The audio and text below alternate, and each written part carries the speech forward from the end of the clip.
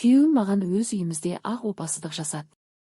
Оның арсыз көңілдесімен жұмыста жүргенде бассейнде шомылғанды жақсы көретін. Сондықтан мен суға кішкентай ғана сюрприз жасап қойдым. Ол суға секірген кезде, бірақ ары қарай айтпас бұрын, осы видеоны қай қаладан көріп отырғаныңызды және жасыңыз нешеде екенін жазыңыз. Өмірімде жер аяғымның астынан сырғып кеткендей сезім сирек болатын. Бірақ дәл сондай күйді сол қарапайым беймәлім күннің бірінде бастан кештім. Ас үйде терезе алдында тұрып бассейн бетінде пайда болған оғаш толқындарды көрген сәтте ішімнен бір нәрсе сыр бере бастады. Қазір аптаның ортасы, күндізгі сағат 3 шамасы. Мен кеңседе, ал Асқар ауруханада науқастарға операция жасау керек еді. Үй бос болуы тиіс. Аула тыныш, итте кешке дейін ұйықтап жатыр.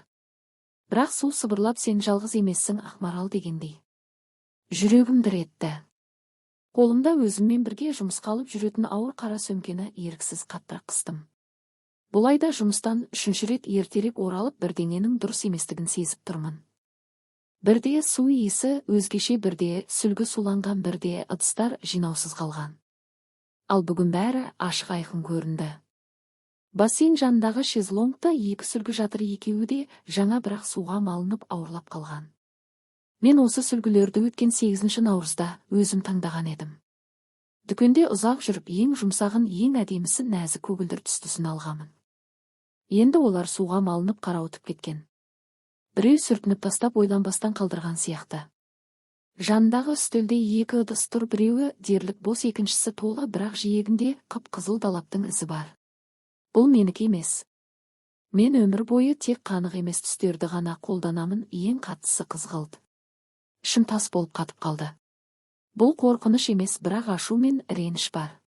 Себебі 7 жыл бұрын бірге ипотека төлеп алған өз үйімде біреу рұқсатсыз өз иелігіндей еркін жүріп жатыр. Мен абайлап, тіпті баспалдақ сықырламасын деп әйнек есікке жақындадым. Сыртта салқын ауада қарағай мен дымқыл шөптің иісі бар. Бассейн менің мақтанышым, менің кішкентай жұмағым. Сол үшін қанша жыл үнемдеп таласып күйеуімді көндіріп келдім. Асқар бассейн болмаса тіпті қарамаймын дейтін. Ол кезде ол күліп, қандай қыңырлығың бар Ақмарал, бәрі де осындай болса ғой дейтін. Ал енді сол қуаныш сыйлауы тиіс бассейн маған. Дайын емес әңгімені айтып тұрғандай. Суға үңілдім. Беті тегіс, бірақ сәл әріректе майда шеңберлер бар, біреу жүзгендей. Жақындап тізерлеп отырдым да саусақтарымды суға тигіздім. Әлі жылы болып тұр. Тамыз айы, күн ыстық. Бірақ су бөтен мазасыз, менікі емес сияқты. Сағат түскі 3-ті көрсетіп тұр. Асқар кешке дейін науқастарға операция жасауы керек еді. Таңертең оның хабарламасын оқыдым. Ақмарал, операция күрделі, мені күтпе. Соңғы кездері оның ауысымдары ұзарып, түнгі кезекшіліктері жиілеп кетті. Бірақ бір қызығы, электронды поштаға келетін есептерде оның жұмыс сағаттары керісінше азайып барады. Ал ол болса кенеттен бассейнге кәсіби адамдай күтім жасай бастады. Су тазартқыш жұмыс істейді. Интернеттен бірдеңе оқиды. Бірақ осы 7 жылдың ішінде максимум суын ғана ауыстырған, ол да менің үгіттеуіммен. Телефонды үнемі бірге алып жүреді, тіпті үй ішінде де. Тыныш сөйлейді, мен кіргенде көзін ала қояды.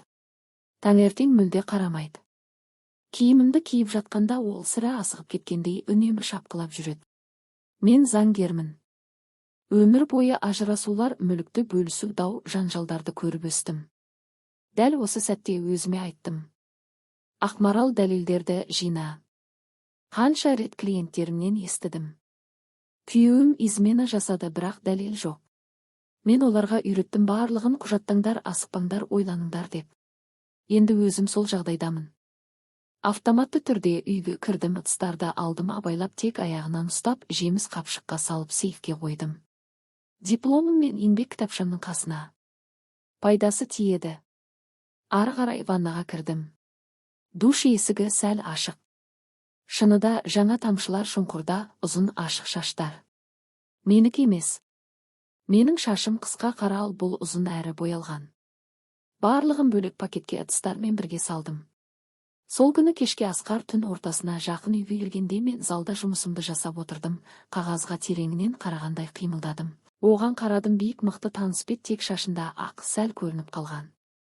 Бірақ қолдары бөтен сияқты, мені құшақтамайды, жағдайымды сұрамайды, тіпті маған қарауы да қиын. Операция ауыр өтті ма деп сұрадым. Даусында эмоция жоқ, сұрақтағыдай. Көзін төмен салған. Қиын, клапан болды, 2 сағат уақыт кетті. Мен лимондай қысылып шықтым. Ақмарал, мен душқа түсем, әрі қарай ұйықтауға деді. Әлбетте, ертең менде мүлікті бөлу бойынша консультация бар. Ол тіпті көзіме қарамай асығып кетіп қалды. Мен төменде қалып, өз өмірімде емес, бөтен бір әңгімеде жүргендей болдым. 3 апта бұрын ол күтпеген жерден келіп иығымнан құшақтап: "Мен бассейнге қарайын, сен таңнан кешке дейін жұмыстасың" деді.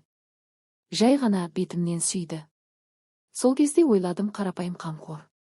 Ал қазір түсіндім, тек бірдеңені жасыру, алаңдату керек болған. Келесі күні әрекетке кірістім. Таңертең әдеттегідей жұмысына бардым, бірақ біресе көршілес көшеде тоқтап машинаға отырып күттім. Жүрегім қатты соқты, құлағымда да сезілді, 20 жастағыдай, 62 емес. 1 сағаттан соң қызыл Мазда үйге жақындап келді.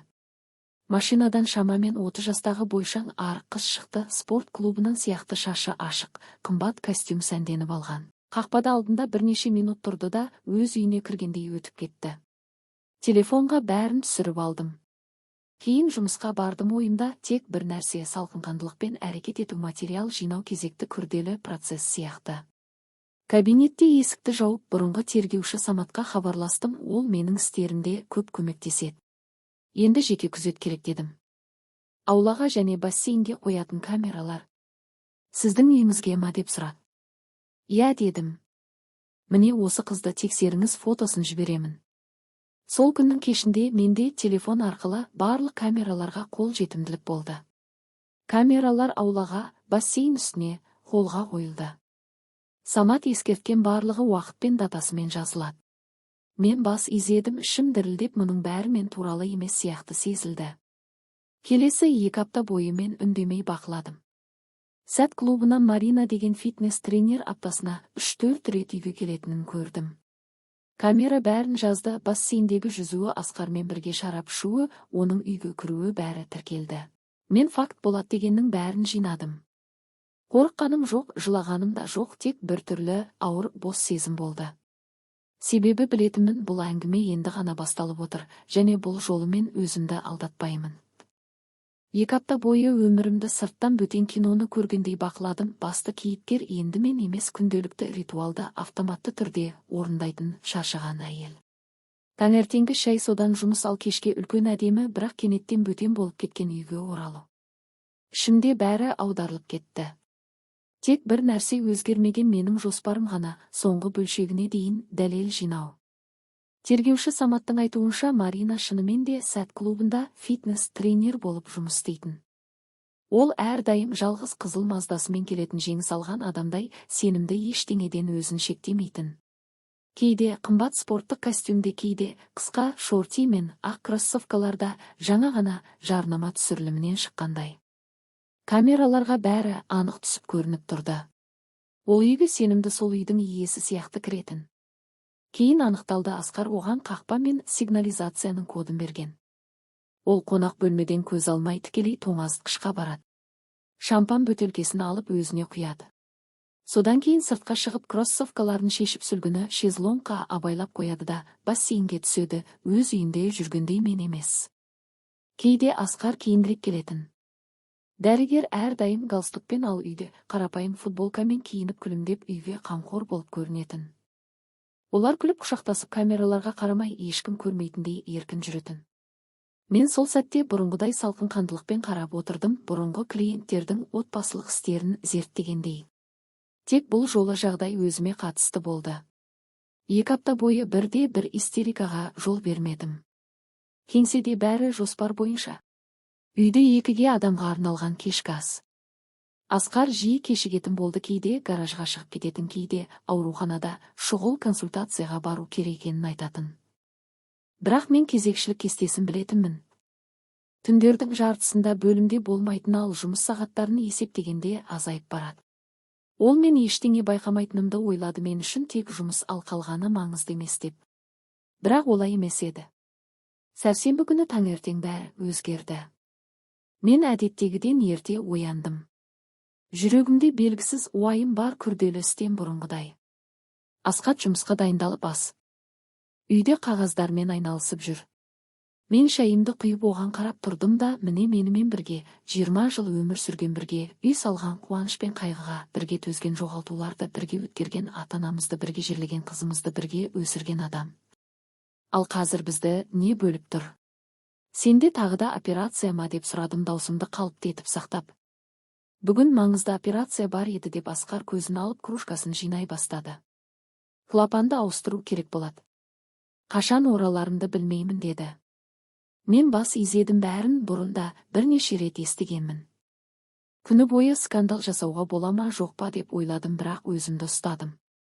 Кездейсоқ истерикалардың бағасын тым жақсы білемін. Түсті ең жақын досым Алуаға және бюромдағы әріптесіме жаздым, жеке сөйлесуіміз керек.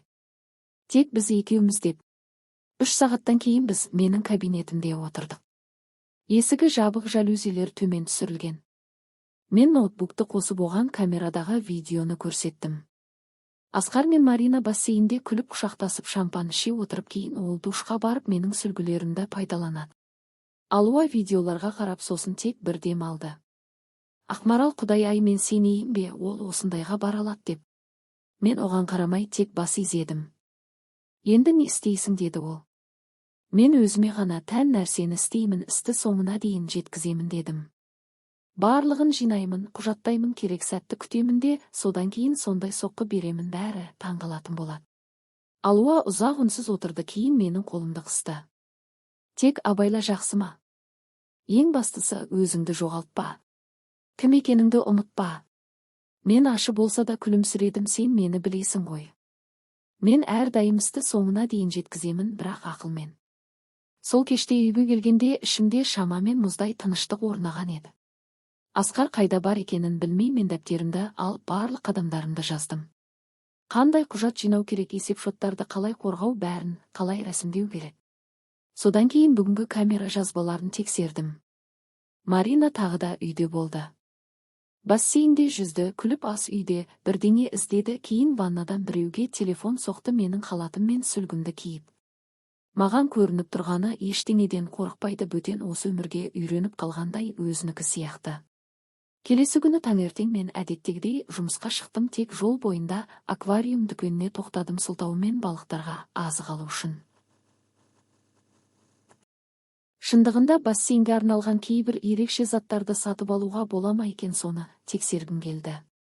Саудагер таңқалды, мен тек күлімсіредім де, туған бауырларына туған күнге сыйлық деп айттым. Менің жоспарым айқын болды. Дәлелдер бар, видео жазбалары бар, қаржы шоттарым қорғалған. Енді қалғаны барлығын ашатын сәтті таңдау, ешкім қашып құтыла алмайтындай етіп. Кешке мен ұзақ уақыт терезеден қарап тұрдым. Бассейн қазір маған демалысты немесе жазды еске салмайды, бөтен орланған өмірді еске түсіреді, мені тіпті шақырмаған. Тек мен білетінмін, бәрі жақында өзгереді. Мен ешкімге өзімнің үйімде аяғын сүрткісі келетіндерге жол бермеймін. Менің үйім мен өмірім бөтен бақытқа декорация болмайды. Бәлкім олар әлі біраз рахаттанады, бірақ бұл олардың үйдегі соңғы кештері. Күн сайын ішімде тыныштық орнап жатты. Бұл ашу немесе реніш емес, тек анық салқынқанды сезім болды. Барлығы дайын, тек керек сәтті күту қажет, оқиғаларды асықтырмау керек, ақылды болу керек. Мен өзімді үйде көрінбейтін болуға қайта үйретіп жүргендей болдым. Күндіз жұмыс, кешке қысқа ғана кешкі ас. Асқар үнемі асығып жүреді, көзіме сирек қарайды, көбіне үнсіз. Телефонмен шұқшиып отырады, немесе кенеттен шұғыл кетеді. Мен де үндемедім, сұрау оны тергеу жоқ. Бетімді ұстап көршілерге күлімсіредім. Кеңседе қатал, үйде бейтарап. Кейде өзімді ұзаққа созылған спектакльде жүргендей сезінетінмін, барлық рөлдер алдын ала бөлінгендей. Марина біздің үйге иесі сияқты кіретін болды, қорықпай, сенімді.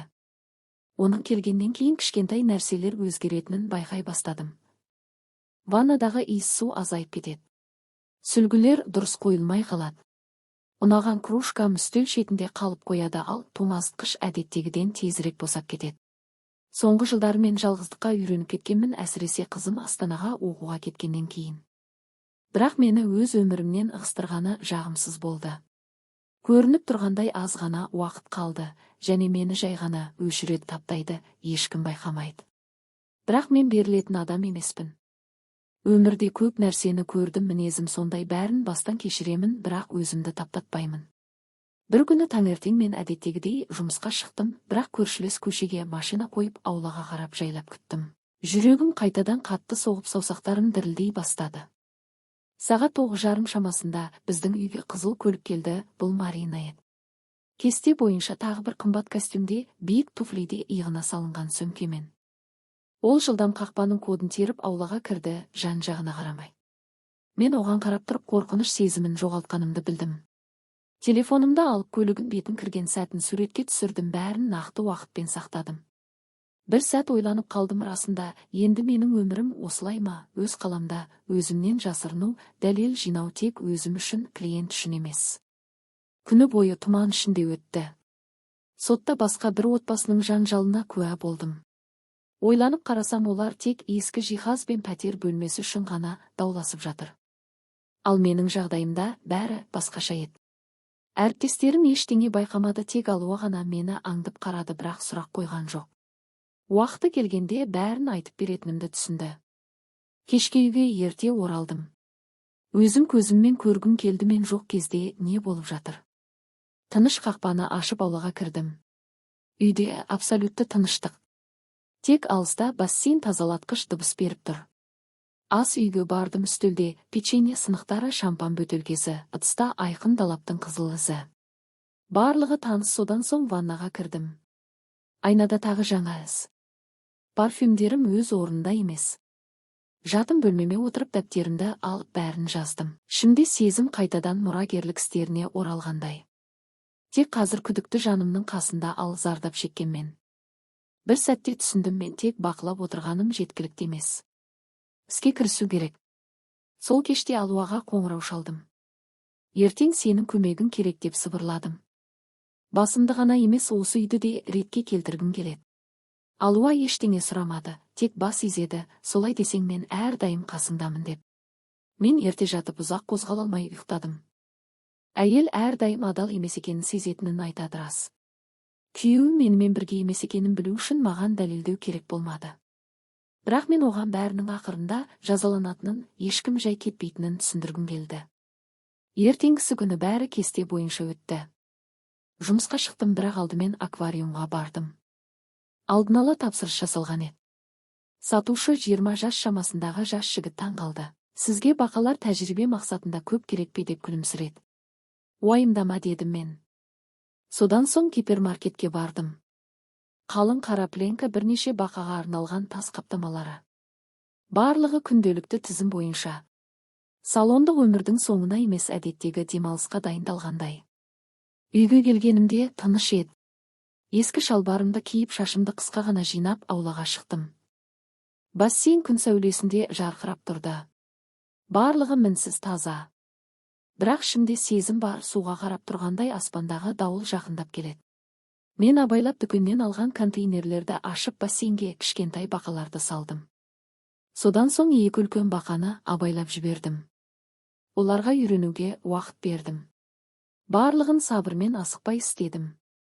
Бұл біреуді шатастыру емес, өз өмірімнің бақылауын қайтару үшін жасалған ерекше ритуал сияқты болды. Содан соң бассейнді пленкамен жаптым, шеттерін таспен басып қойдым, ешкімге күдік тудырмас үшін. Жанымда күтпеген тыныштық болды. Енді тек күту керек. Ертең бәрі өзгереді. Бүгін олар өздерінің шынайы иелері сезінсін, ертең үлкен тосынсый күтіп тұр, және менің ойыным басталады. Келесі күні таңертең әдеттегіден ерте ояндым. Ешқандай уайымнан емес, уайым баяғыда ақ кеткен еді. Ішімде тек салмақты жинақылық қалды. Әр әрекет саналы түрде жасалып, өзімді бір ойынның ішінде жүргендей сездім. Мұнда жеңілуге болмайды. Таңғы асымды ішіп, әдетімше поштамды тексердім. Қызымның түнде жазған хатын көріп, бәрі жақсы екенін білдім де жұмысқа қарай шықтым, ештеңе болмағандай. Барлығы мүмкіндігінше қалыпты болуы тиіс, ешкім күдіктенбеуі үшін. Жұмыс күні қарбаласпен өтті. Тек түскі асқа жақындап сағатқа жиі қарап тұрғанымды байқап қалдым. Жүрегім тыныш бір қалыпты соқты.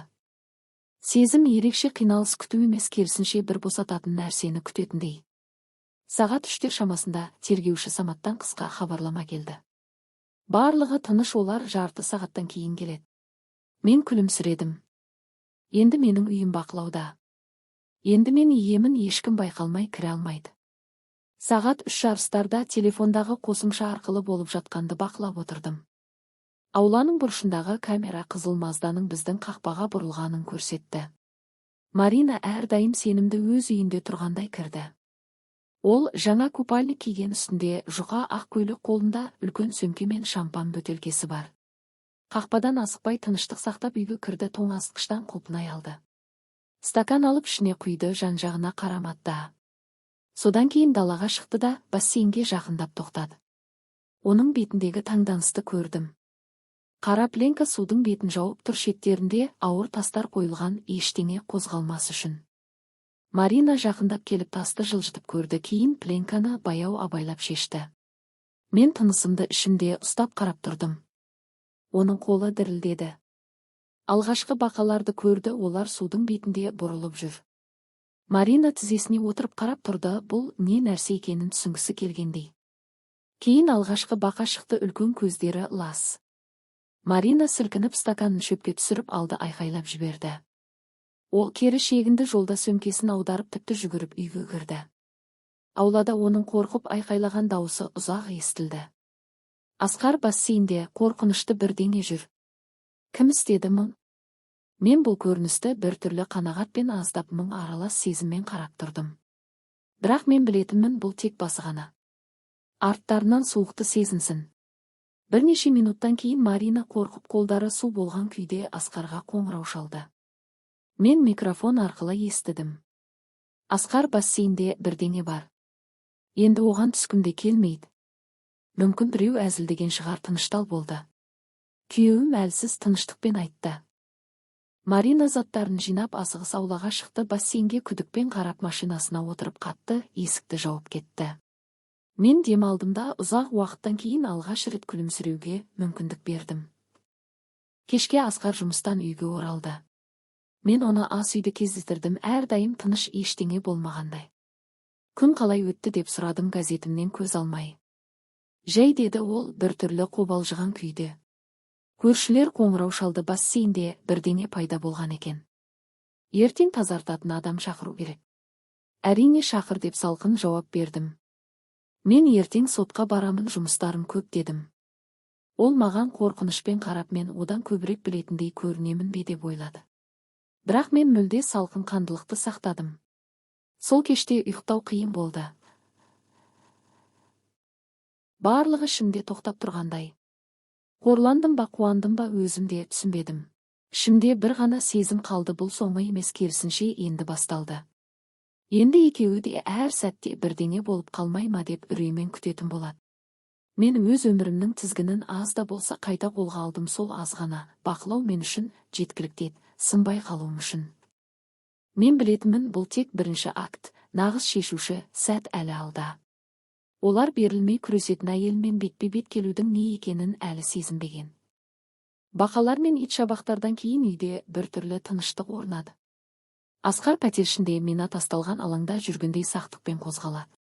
Телефоны дірілдесе селк етіп сөйлесу үшін баспалдаққа шығып кетеді. Ал мен бұрынғыдай сабырлы жұмысымен әбігерленіп сұрақ қоймай, бассейн төңірегіндегі бұл хаостың менің өміріме қатысы жоқ сияқты жүруді жалғастырдым. Көп күн сырттай бәрі тыныш көрінді. Мен жағдайда шахмат ойынына қарап тұрғандай бақыладым, ал ішімде күш сезімі біртіндеп өсіп жатты. Міне тағдыр өздігінен емес, сенің еркіңмен өзгере бастайтын сәт осы. Сәрсенбі кешке мен әдейі жұмыста кідірдім. Бұрын жат болып кеткен үйге қайтқым келмеді. Асқар қоңырау шалып, кеш қайтамын, бөлімде жиналыс. Мені күтпе, деді қысқа ғана. Менің де шаруам шаш етектен, деп жауап бердім, шынымен өзгенің мәселесіне алаңдаған адамдай. Бірақ шын мәнінде менің өз жоспарыма сай әрекетім бар еді. Кабинетте отырып камера жазбаларын қайта-қайта қарап шықтым. Міне Марина менің халатымды киіп бассейн жанында шарап ішіп отыр. Міне олар Асқармен бақ ішінде сыбырласып тұр. Мұнда жатым бөлмеге бет алды. Барлық дәлелдер күндері мен уақыттарына дейін рет-ретімен. Сәлден соң Алуа, соңғы айларда тірегім болған досым, қоңырау шалды. Бәрі жоспар бойынша жүріп жатыр ма деп сұрады. Тіпті ойлағанымнан да жақсы деп жай ғана күлдім. Енді тек дұрыс сәтті күту қалды. Сол кеште түнге қарай тергеуші Самат жіберген есепті қайта қарап шықтым. Ол Маринаның жұмысы бұрынғы қарым-қатынастары спорт-клубтағы бай клиенттер арасынан қамқоршылар іздейтін әдетін түгел анықтапты. Барлығын жинаған себебім біреуге дәлелдеу емес, керек болса, нақты әрі ауыр соққы беру, ешкім жалтарып кете алмайтындай. Бейсенбі таңы мені таңқаларлық сабырмен қарсы алды. Ерте тұрып шай қайнаттым, үйді аралап шықтым, камераларды тексердім, сотқа апаратын құжаттарды алдым да жолға шықтым. Шығар алдында табалдырықта сәл кідіріп өзіме таныс қабырғаларға көз тастадым. Сырттай бәрі бұрынғыдай, ал ішінде мүлде басқа өмір басталып жатқанын сездім. Жұмысқа барар жолда тағы да аквариум дүкеніне соқтым. Бұл жолы жай итшабақ пен бақа емес, шынымен әсерлі нәрсе керек еді. Сатушы күліпсіздей бір қиялшыл, жансыз ғой деді. Мен басымды изеп шайпылға бірнеше теңге бердім, есінде ұзақ сақтасын. Келесі аялдамам террариумдар мен жеке коллекцияларға арналған экзотикамен айналысатын ескі танысым еді. Бұрын да талай ерекше тапсырыстарға көмектескен. Жыландар керек пе әлде тасбақалар ма деп қолы жымеді ол. Иә, бірақ олы емес, ешкімге зияны тимейтін болсын деп нақтыладым. Уайымдамаңыз, бәрі мәдениетті болады деді ол сенімді түрде. Үйде әзірге ешкім жоқ еді. Жылдам киім ауыстырып, қонақтар салынған контейнерлерді алып абайлап гаражға шығардым. Содан соң барлық күшімді жинап шелекті қолыма алып бассейнге беттедім. Енді басты кейіпкерлер итшабақтар емес, 2 жас су жыландары, бірнеше кішігірім тасбақа болды. Барлығы зиянсыз, бірақ әсерлі. Мен бұл әрекетті ашудан емес, үйімді өздеріне сенімді түрде билік жүргізіп жүргендерді бөтен табақта отырғандай сезіндіру үшін жасадым. Содан кейін бассейннің үстін жартылай жауып қойдым. Су таза көрінеді, бірақ астында не бар екенін бірден байқамайсың. Түске қарай Алуадан хабарлама келді. Барлығы дайын. Мен қоңырау шалсам, Асқар кем дегенде 1 сағатқа алаңсыз болады. Уайымдама, сағат 2:30-да мен асханада бақылап тұрдым. Қолымда шай, телефоным бар, көзім аулада. 20 минуттан соң Марина қақпаның алдында пайда болды. Барлығы жоспар бойынша. Ол әрдайым сенімді, артқа қарамай кірді. Бассейнге жылдан бет алды, накидкасын шешіп өзіне шампан құйды да пленканы алуға кірісті. Мен өзімді ұстай алмай күліп жібердім. Алдымен Марина ештеңе байқамады, баяу бассейнге кіріп суда шомылып рахаттанып жүрді. Бірақ бір тасбақа жақындағанда ол ойланып қалды да айқайлап бортикке қарай лақты. Жолда жүзіп жатып жыланды да соғып өтті. Оның айқайы бүкіл аумақты елең еткізетіндей болды. Бассейннен ол секундтарда ұшып шықты, дерлік жалаңаяқ үстелді де төңкере жаздады. Не болып жатыр деп дауыс маған терезеден естілді. Мұнда үй емес, зообағы сияқты. Ол сүлгісін ұстап, әлі сүлгіні құрғатпай дірілдеп тұрған қолымен Асқарды шақырып қайтадан шағымданды, ренішін білдірді, бәрін кінәлады. Мен асханада отырып бұл спектакльге салқын сабырмен қарап тұрдым. Ішімде тіпті ашу жоқ еді, тек біртүрлі жеңілдік сезімі бар. Енді олар біледі, бұл жерде иесі күткендей емес. Кешке Асқар ашулы күйзелген күйде үйге оралды, есікті тарс жауып кірді. Мен оны әдеттегідей сабырлы қарсы алдым. Не болды деп сұрадым. Сен сенбейсің, деді ол. Біздің бассейнде жыландар, тіпті тасбақа бар сияқты. Бәрін жауып мамандар шақыру керек. Мен іштей күлдім, бірақ байқатпай тұра бердім. Асқар маған қарап тұр, мен шынымен ештеңе білмеймін бе деп ойланып. Мен тек иық көтердім, енді бассейннің басты иесі сен емес, менмін. Сол түні мен ұзақ айлардан кейін алғаш рет тыныш ұйықтадым. Жаным жеңіл. Ақырында бақылау қайта менің қолымда. Мен білетінмін, ең маңыздысы әлі алда. Енді Асқар мен Марина өздерін иелік етуші етіп сезбейді, ал мен соңына дейін дайынмын. Ең қиынын бірінші ашық қадам жасау ғана қалды, ешкім ештеңе болмағандай жасай алмайтындай. Сол оқиғадан кейін үйдегі өмір толық бұзылды. Мен 2 параллель қабатта өмір сүргендей болдым. Бір қабатта кәдімгі жұмыс.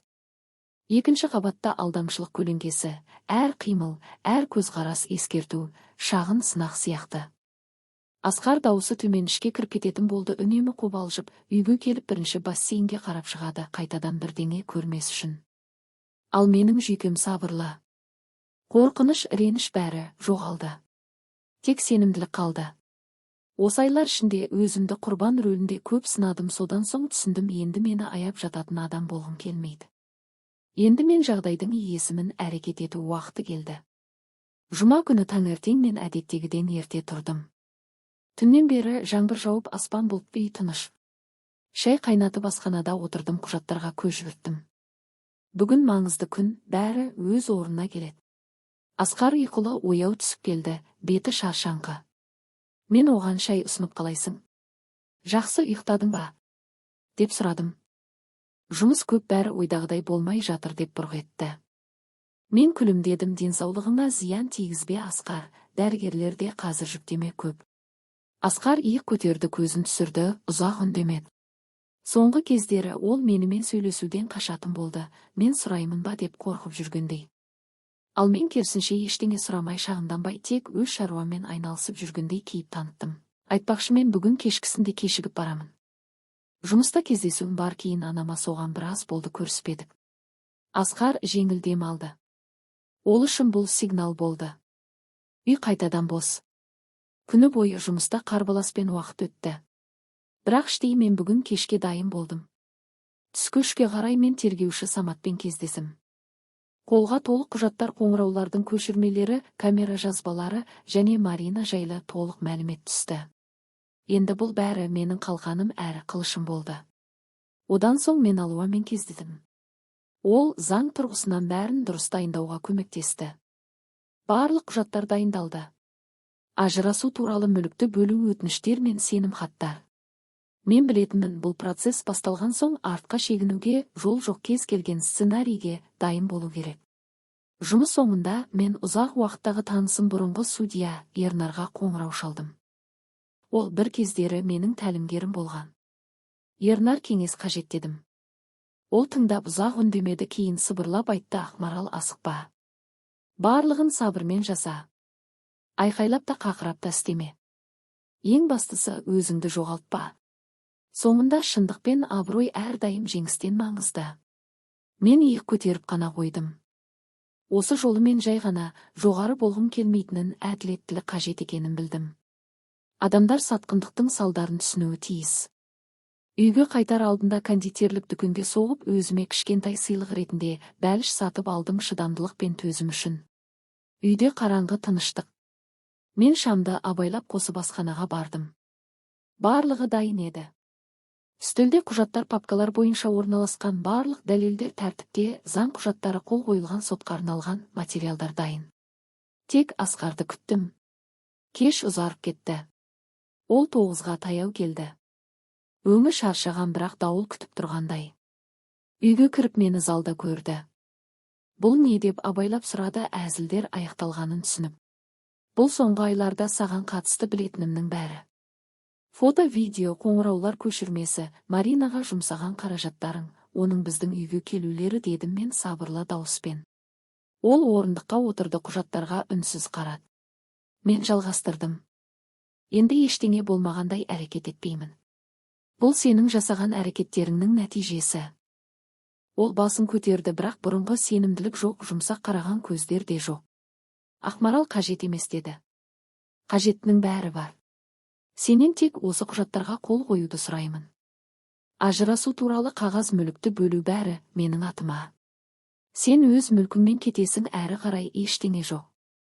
Ол үнсіз қалды, құжаттарды шиыршықтап қарап, қандай да бір жол іздеді, бірақ бәрі мінсіз рәсімделген. Көп жылдық заң тәжірибемде мен өзімді қорғауды ешкімнен кем білмейтін болдым. Қол қоймасаң ертең сотқа арыз беремін дедім. Барлық дәлелдер, куәгерлер сенің досыңда болады. Ол үнсіз қалды, кейін мойынсұнды. Жарайды, қол қоямын. Мен жеңілдік сезіндім. Ақыры бұл кезең аяқталды.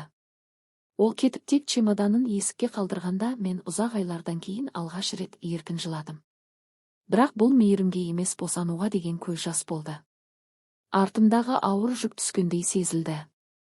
Мен баяу үйді аралап, әр бұрышқа көз жібердім, бассейнге тоқтадым. Енді ол тек су сияқты сатқындықтың символы емес. Содан кейін жарықты сөндіріп, шайымды демдеп алдым да ас үйде отырып ұзақ уақыт терезеге қарадым. Ұзақ айлардан кейін алғаш рет өзімді қауіпсіз сезіндім. Енді менің жаңа өмірім басталды.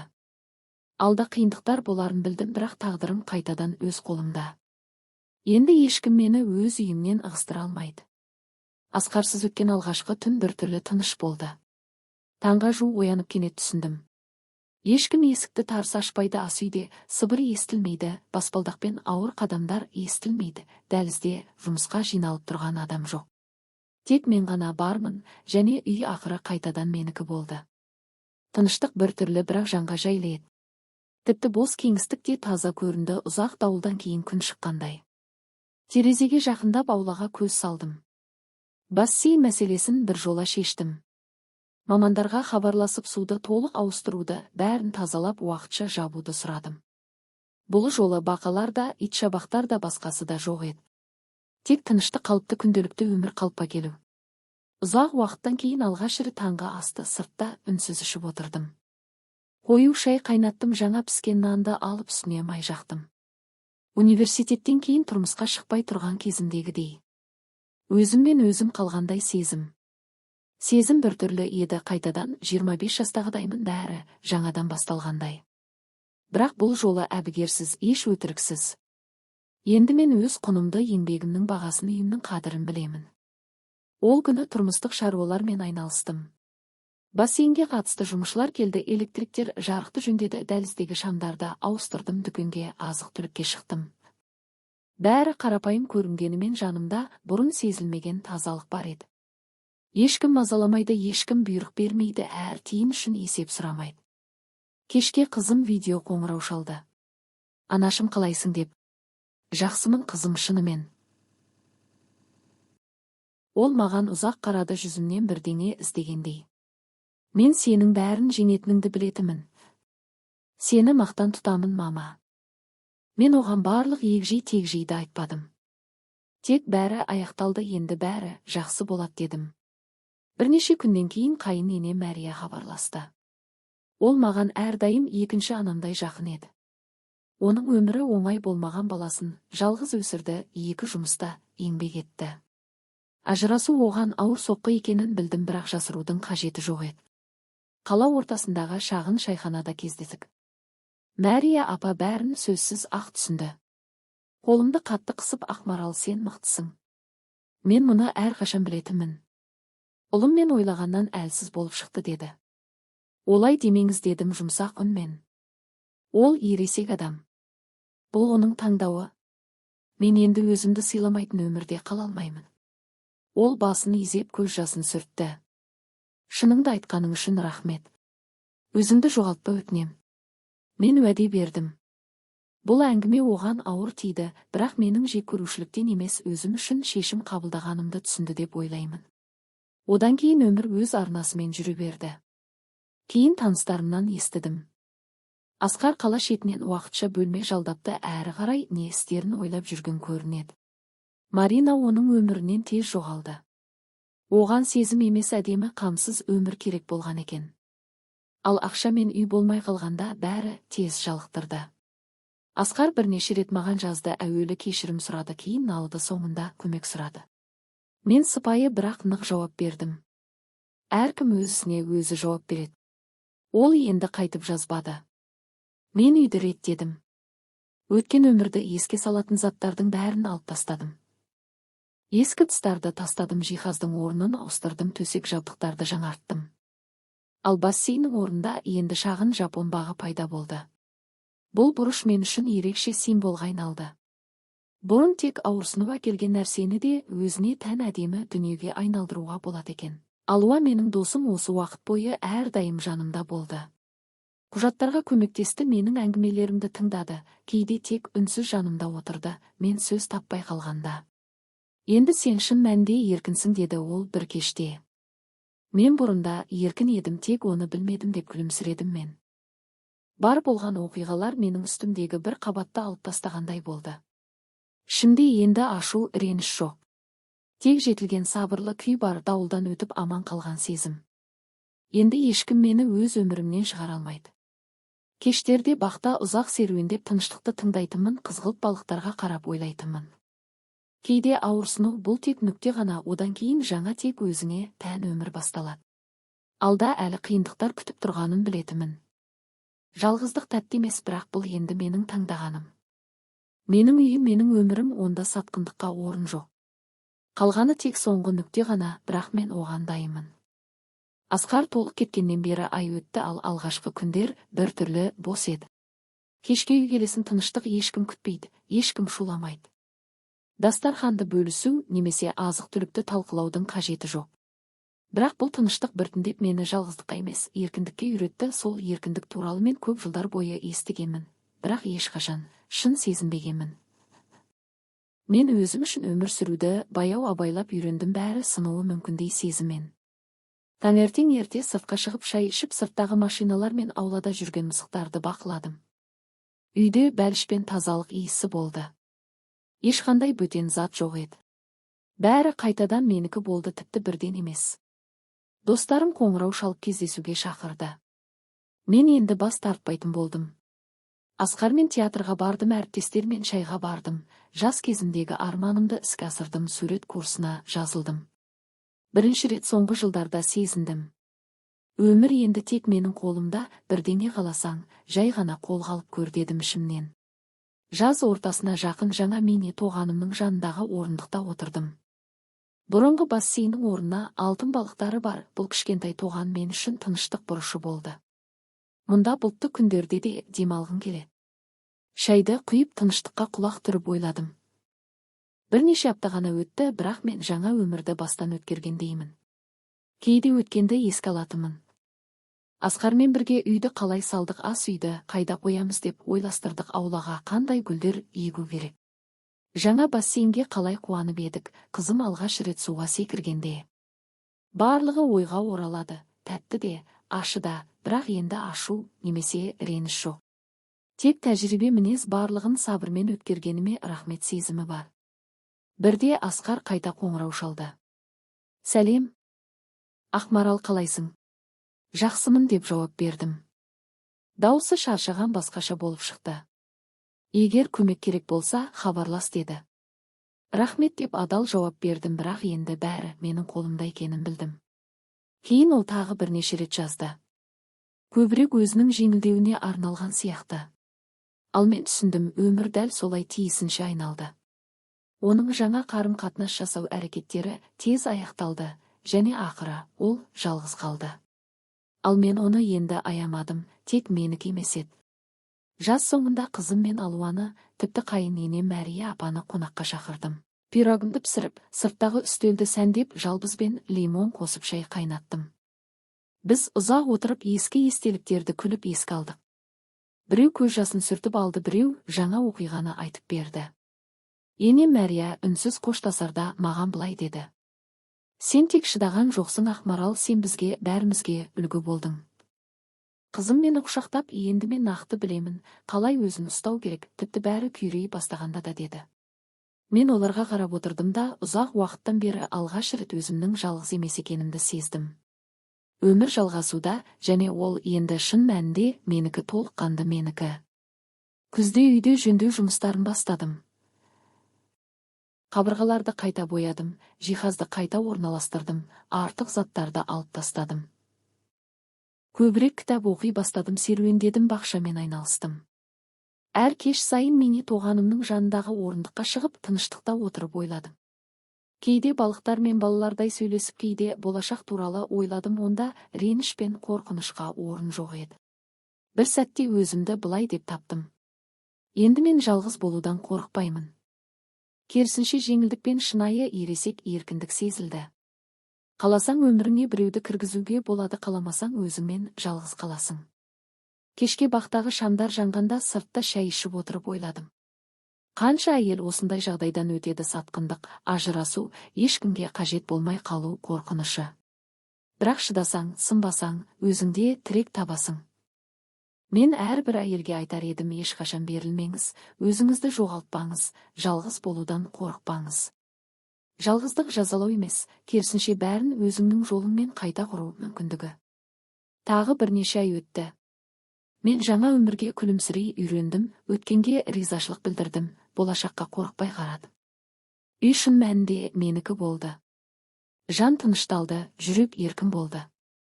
Бәлкім бір күні тағы біреу кездесер, бәлкім кездеспес. Енді бұл маңызды емес. Мен бәрін білемін, ішімде қадір қасиет, күш, өзіме құрмет және тағдырымның иесі екенімді сезім. Егер кейде көңілсіз сезінсем баққа шығып шай құйып, өзіме былай айталамын. Сен шыдадың, Ақмарал, барлығы өз орында.